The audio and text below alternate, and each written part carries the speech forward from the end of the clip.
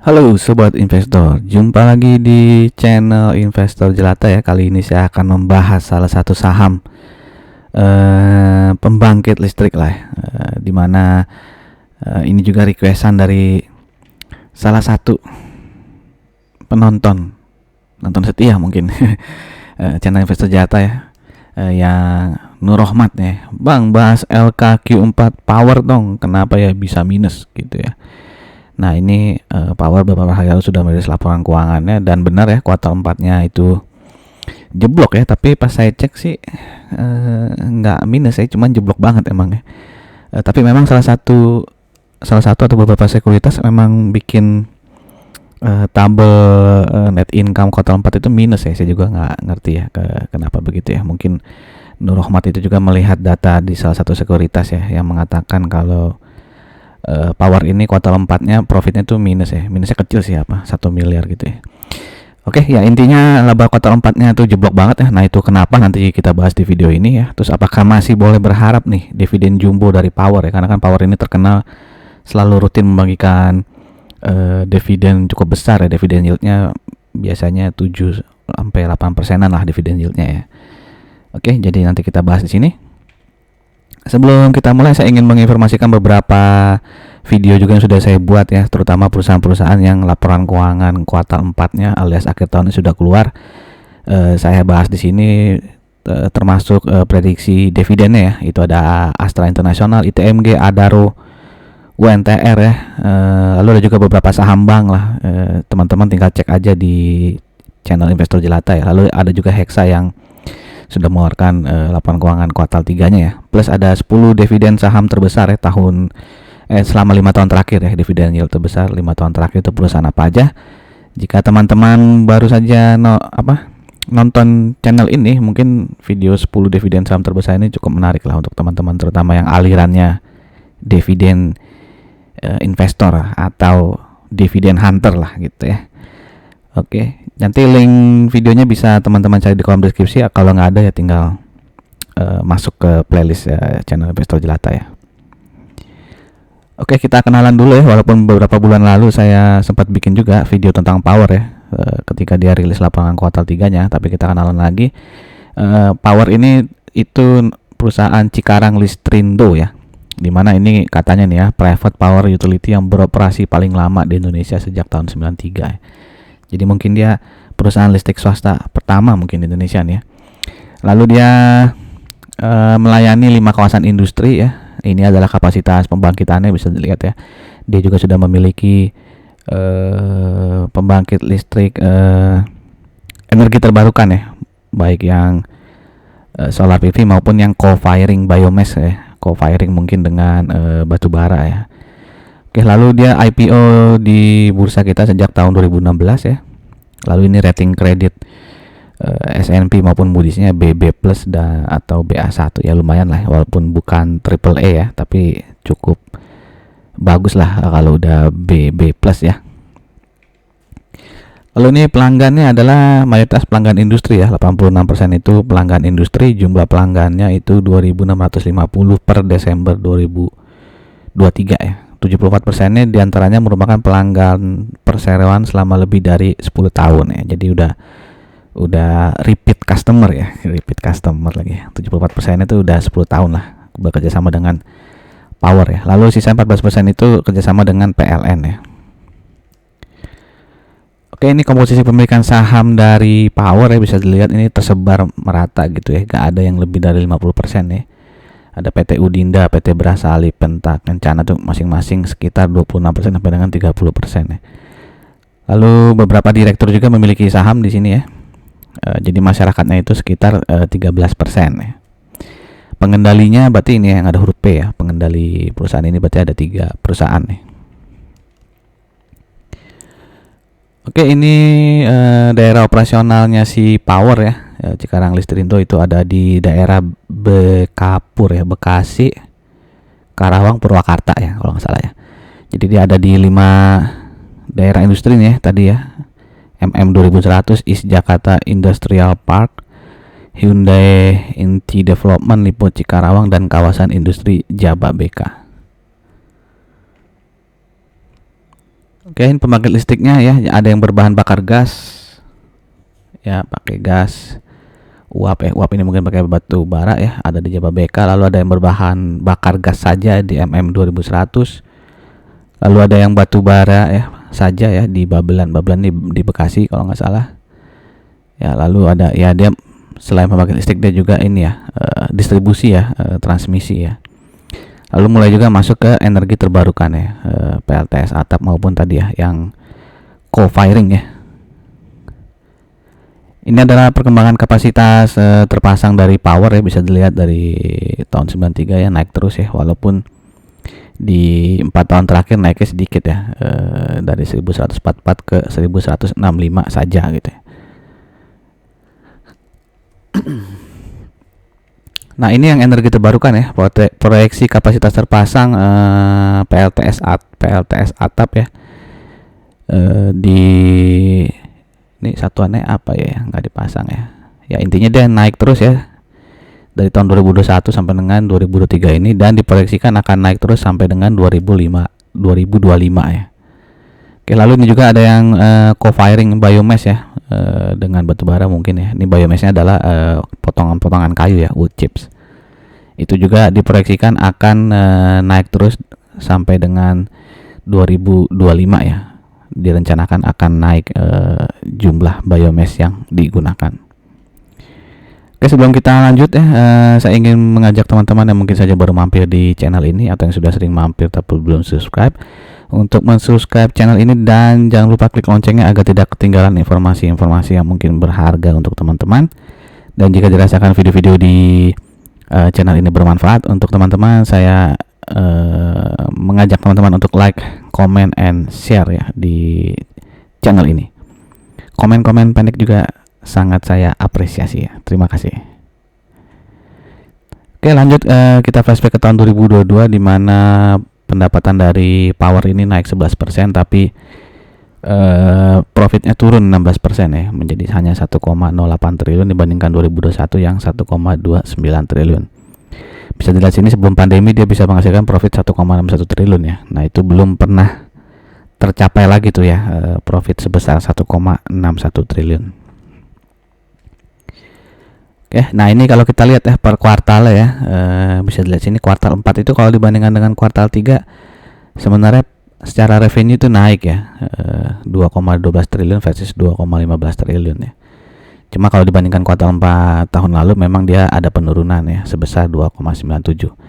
Nah, kalau kita lihat profitnya di sini ya, itu turun ya menjadi hanya 2,53 miliar ya di kuartal 4 ya, dibandingkan kuartal 3 kemarin itu bisa 310 miliar ya. Bahkan di kuartal 1 tuh bisa sampai 513 miliar. Jadi memang kuartal 4 ini jelek ya. Bisa lihat sini operating expense ya, alias beban operasinya tuh di kuartal 4 tuh sangat tinggi ya, 180 miliar ya. Padahal di kuartal 3 itu hanya 65 miliar. Di kuartal 2 hanya 88 dan di kuartal 1 tuh 76 miliar. Nah, ini salah satu faktornya berarti adalah kenaikan di operating expense ya. Tapi apakah cuma gara-gara ini gitu ya? Nah, itu enggak ya. Oke, ini kita lihat dulu ya. Ini laporan keuangan kuartal 3-nya dulu ya. Nah, ini kan waktu itu labanya masih naik 31% ya dibandingkan kuartal 3 tahun 2022 ya. Nah, ini yang setahun penuh 2023 bisa dilihat sini total pendapatannya itu turun ya sedikit 0,79%, dan laba usahanya turun lebih besar lagi 6,76%. Bisa dilihat sini beban-beban tadi, beban operasinya ya. Beban bahan bakar itu kan naik ya dari 261 juta dolar menjadi 266 juta dolar. Lalu beban pegawai naik juga, beban penyusutan naik juga, maintenance naik juga, beban usaha lain-lain naik juga ya. Oke, jadi semua beban ini ya itu naik semua ya, baik bahan bakar, beban pegawai, maintenance dan sebagainya itu naik, sehingga menggerus laba usahanya turunnya 6,76%. Walaupun tadi pendapatannya cuma turun 0,79% ya. Oke. Dan ini laba tahun berjalannya naik tapi ya 6,12% ya, sepanjang tahun 2023 ini. Nah, itu ketolong dari, bisa dilihat sini ya, pendapatan bunga nih ya naik ya dari 8,2 juta jadi 19 juta dolar ya. Jadi ada kenaikan 10 juta dolar lebih ya. Nah, itu yang membantu laba bersihnya tuh bisa naik gitu ya. 6,12% gitu ya. Nah, terus kenapa bisa turun gitu kan? Karena kan di kuartal 3 itu kuartal 3 2023 versus kuartal 3 2022 kan laba bersihnya tuh naik besar ya, 31% ya. Investor power tuh udah seneng kan pas kuartal 3 ya, rilis laporan keuangan ya. Profitnya naik banyak ya. Pas kuartal 4 ini keluar kan profitnya cuma sisa 6,12% gitu ya. Nah, itu kenapa bisa dilihat sini ya. Ada beban pajak nih, beban pajak penghasilan yang naik cukup besar ya. Kalau di kuartal 3 itu kan cuma 18,9 juta dolar nih ya. 18,9 juta dolar. Nah, di kuartal 4 ya, selama 3 bulan ini naik hampir 100 kali lipat ya, hampir 2 kali lipat nih, menjadi 36,79 juta dolar ya. Nah, ini yang membuat laba bersihnya itu hanya sisa 6,12% ya, walaupun di kuartal 3 itu sampai 31% ya kenaikan labanya. Nah, ini kenapa beban pajak penghasilan nih, kalau kita telisik ke dalam laporan keuangan itu ada ya, dia sejak tahun 2017 tuh ada mengajukan menolak keberatan tentang pajak ya ke pengadilan gitu ya. Nah, itu baru diputuskan ya, keputusan akhir telah dikeluarkan oleh MA Republik Indonesia yang menolak permohonan peninjauan kembali perusahaan pada tanggal 3 Oktober 2023 sebesar 12 juta dolar ya. Nah, dan ini dicatat sebagai pajak penghasilan kini ya. Nah, karena dia kalah di pengadilan ya, berarti itu dimasukkan ke kuartal 4 ini gitu ya. Makanya manfaat beban pajak penghasilan ini naik tinggi ya. Di kuartal 3 tuh hanya 18 juta dolar, sekarang menjadi 36,79 juta dolar gitu ya. Nah, itulah yang menyebabkan kenapa laba bersih kuartal 4 itu bisa cuma sisa 2,5 miliar ya, dibandingkan kuartal 3 yang bisa sampai 310 miliar gitu ya. Jadi seperti itu kira-kira. Jika teman-teman ada punya pendapat lain gitu ya, siapa tahu keterangan saya ini salah, silakan saya diralat ya. Jika teman-teman punya informasi berbeda nih dari saya ya, bisa tuliskan di kolom komen. Oke, kita melanjut ya ke komparasi ya. Power dengan beberapa perusahaan lainnya ya. Ini yang lainnya nih perusahaan energi terbarukan ya. Pertamina Geothermal kan ya, geothermal lah, energi terbarukan ya. Brand juga ya, energi terbarukan. Arco maupun Kin juga ini energi terbarukan ya. Nah, misalnya di sini earning per share dari Power ya, itu yang paling besar ya, 73,71. Pernya juga yang paling kecil ya, bisa dibilang paling murah gitu ya. Kalau kita lihat pernya 9,29 dibandingkan yang lain ya, apalagi yang brand yang wow sekali ya, 474 kali ini pernya ya. Oke. Lalu PBV juga Power ini yang paling murah 1,02 ya. Yang kedua paling rendah itu yang Kin ya, paling murah Kin. Dan lagi-lagi brand ini 110 kali PBV-nya, luar biasa ya. Untuk ROE brand yang paling besar ya 23,4%, sedangkan Power itu setengahnya 10,93%. Lalu untuk DER yang paling kecil nih PGEO ya, Pertamina Geothermal, dan Power juga tidak terlalu tinggi ya, karena dia masih di bawah 1 DER ya. Jadi kalau dilihat dari pesaing-pesaingnya ya, bisa dilihat secara rasio-rasio ini Power yang terlihat paling murah gitu, yang paling mahal ya udah jelas ya, brand gitu ya. Tapi perusahaan yang lain ini kan energi terbarukan ya, mungkin orang berpendapat energi masa depan atau gimana, tapi saat ini kalau kita lihat PRPBV nya itu yang paling murah ya Power gitu ya. Maksudnya kalau kita lihat ROE-nya memang kalau dari brand ya, cuman ini kan cuman 2 kalinya, setengahnya dari brand doang ya ROE-nya. Tapi bisa dilihat kalau per sama PBV-nya ini berapa, 100 kali lipat ya si brand ini ya, PBV-nya ya. Oke, lalu saham-saham ini tuh ada di sektor infrastruktur dengan subsektornya utilities ya. Bisa dilihat sini rata-rata subsektor utilities PBV-nya di 14,41 dan PR di 4,28 ya. Berarti secara PBV Power ini jauh di bawah rata-rata subsektornya, tapi untuk PR-nya itu di atas ya, rata-rata PR dari subsektor utilities. Oke, sekarang kita masuk ke historis dari Power sendiri ya, selama 5 tahun terakhir tuh pernya ada rata-rata di ini tutup ya 9,1 berapa lah gitu ya, rata-rata subsektornya.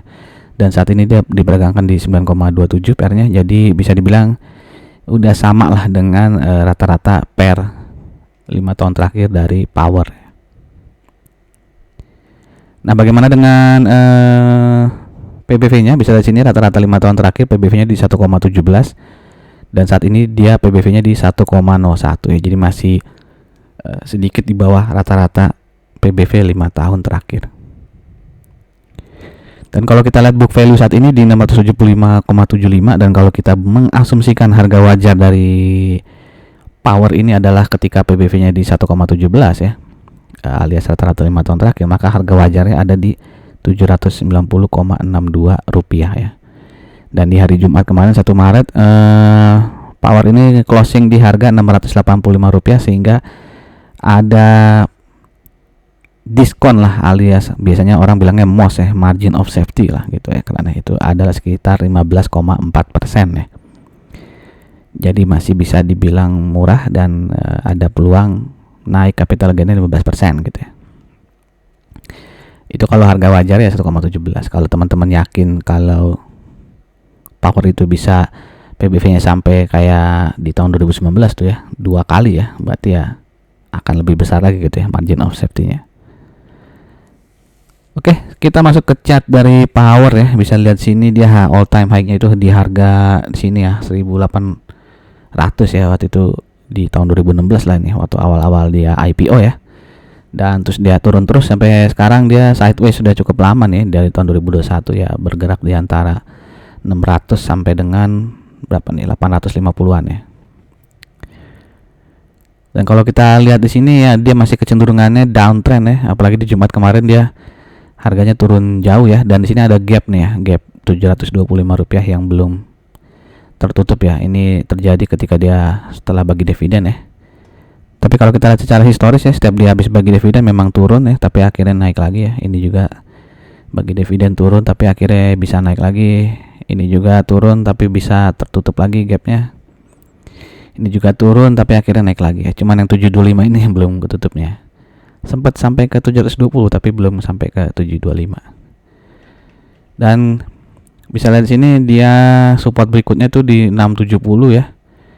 Kalau jebol ya, support berikutnya di antara 645 sampai dengan 650. Dengan resisten ada di ya, karena ada di closing di 685 ya, resisten berikutnya ya yang dulu jadi supportnya ya 700, dan juga resisten berikutnya gap ini ya 725. Dan kalau kita lihat secara EMA ya karena dia kemarin turun sangat dalam nih, berapa persen tuh ya, bisa teman-teman hitung ya. Volumenya gede banget lagi ya. Dia saat ini berada di bawah EMA 20-nya. Jadi bisa kita bilang secara short term juga dia downtrend ya. Mungkin ya karena panik melihat laporan keuangannya, terus digembor-gemborin Q4-nya minus gitu ya. Jadi mungkin orang juga ketakutan gitu ya. Disangkain mungkin, wah dividennya nggak ada dong nih kali ini kalau minus gitu ya. Oke. Nah ini di Public Express Februari 2024 dia ini ya mengatakan soal dividen ya. Manajemen berkomitmen untuk mendistribusikan dividen secara reguler dengan tetap mempertimbangkan arus kas gitu ya. Sejak tahun 2016 sampai 2022 Power secara konsisten memberikan dividennya rata-rata yang kuat sebesar 8,6% gitu. Rasio dividen payout perseran masuk dalam top 35 di BEI gitu. Nah ini historisnya ya. Di tahun lalu dividen payout ratio-nya bahkan mencapai 97,2% ya. Dan Power ini sudah bagikan dividen interim ya di bulan Desember ya sebesar Rp29,47 nih ya. Dan dia biasanya bagi dividen final di bulan Mei atau bulan Juni ya. Ini bulan Juni, bulan Mei, bulan Juli, ada bulan April, agak ngacak nih ya. Berarti ada bulan 4, 5, 6 juga ada gitu ya. Oke, kita lihat ya earning per share-nya itu totalnya sampai Desember 2003 itu sebesar 0,0049 US dollar ya. Kalau saya kalikan 15.500 itu dapatnya 75,95 ya. Jadi kalau kita kalikan 15.000, kalau nggak salah dolar sekarang 15.700 kali ya. Ya saya ambil agak murahnya aja 15.500 ya. Dan jika dividen payout ratio-nya sama seperti tahun lalu 97% ya, maka dividennya berpotensi itu sebesar Rp73,67. Dan dividen interim sudah dibagikan 29,47, berarti potensi dividen finalnya di Rp44,2. Dengan harga saham di Rp685, berarti dividen yieldnya ya finalnya itu berpotensi 6,45% ya, masih cukup besar ya, apalagi kalau teman-teman di Desember kemarin dapat ya dividen interimnya itu pasti bisa 10%-an mungkin dividen dari total ya.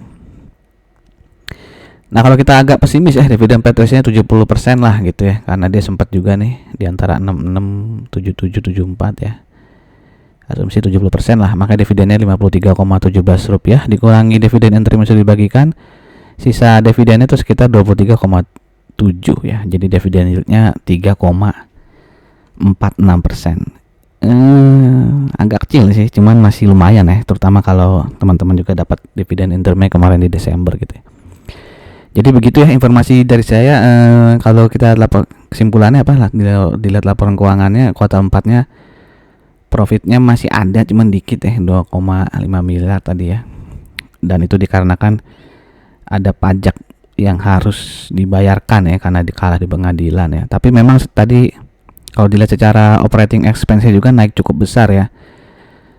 Jadi memang ada penurunan karena dua hal ya, operating expense-nya naik plus ada pembayaran pajak yang ditangguhkan ya, karena dia kalah di pengadilan. Tapi kalau secara revenue tadi ya, penurunannya sih dikit ya, penurunannya ya secara tahunan ya. Secara pendapatan itu naik turunnya cuma 0,79% gitu ya. Jadi bagaimana menurut teman-teman, apakah Power ini masih berprospek gitu ya ke depannya ya? Apakah teman-teman yang dividen hunter masih memasukkan Power sebagai daftar saham yang harus dimiliki? Silakan tuliskan pendapat teman-teman di kolom komen ya. Begitu saja dari saya, sampai jumpa lagi di video-video berikutnya. Salam jelata.